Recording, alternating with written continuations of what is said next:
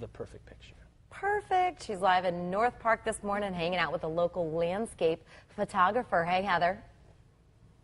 Hey, good morning. Yes, so part of the key to taking the perfect picture is obviously having the perfect landscape, which we can definitely find here in San Diego. You are looking at Evgeny Yorobe's pictures. He is a local landscape photographer, and he's here with us this morning to talk about, you know, some of those tips that if you are just taking those iPhone pictures or cell phone pictures, you can really benefit from being here in San Diego, first of all. All right, well, good morning to you. Good morning. Okay, so your pictures are on display in an exhibit here at Queen Bee's, which we're taking a look at this morning. We're going to talk about all of the information and how people can check all of this out. But first things first, when you started taking photos, what were you looking for originally?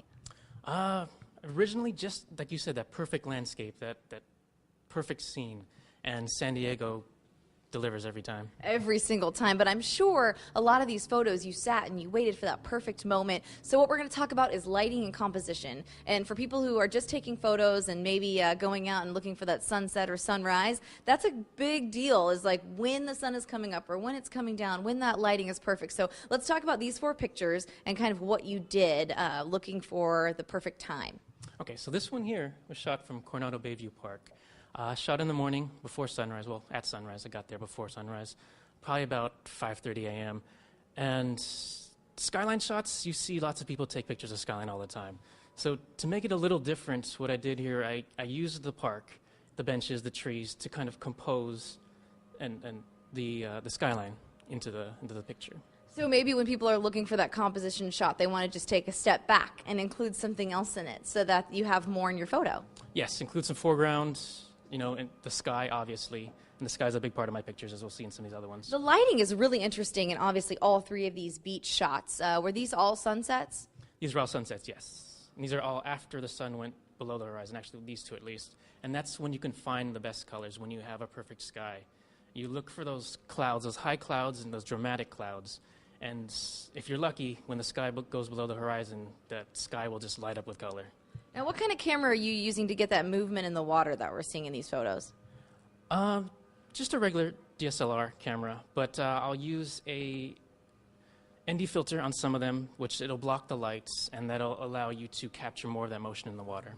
I know that there's so much that we can use, and we can only talk a little bit about it this morning when we get into photography, and it does get really intricate. And you've been practicing this your whole life. You're born and raised here in San Diego, so a lot of the scenes that we're seeing here, you've been around your entire life and been able to use. People are going to get to see these this weekend if they come out Saturday to Queen Bee's, 1 to 4 p.m. There's an event going on here. 15% of anything that they buy here, the proceeds go to a dear friend of yours who is battling brain cancer and starting a foundation. Can you tell us about her story a little bit? Yes, so Angela Martis, Mike and Angela, they're good friends of mine, and Angela's, like you mentioned, in the last months of brain cancer, and they basically just need all the help they can get. And so I'm helping them out here how I can. We're going to raffle off one of my pieces for them, and they're also going to be starting a foundation, Valkyrie's Voyage. So that's where everything's going to eventually lead to. Very cool. I love that you're helping friends, and this is really neat because one of these pieces being up in someone's home would obviously be something really cool for a local to have. So if you're in San Diego and you're looking for something to do this weekend, come on down to Queen Bee's. You have been getting a lot of attention locally, too. The Weather Channel, a lot of the local magazines have been picking up your pieces, and you won something at the county fair, right? Yes, got 2 first places and a 4th place at the recent county fair, San Diego County Fair. Very, very cool. So, Raul, I hope you learned a little bit about your composition.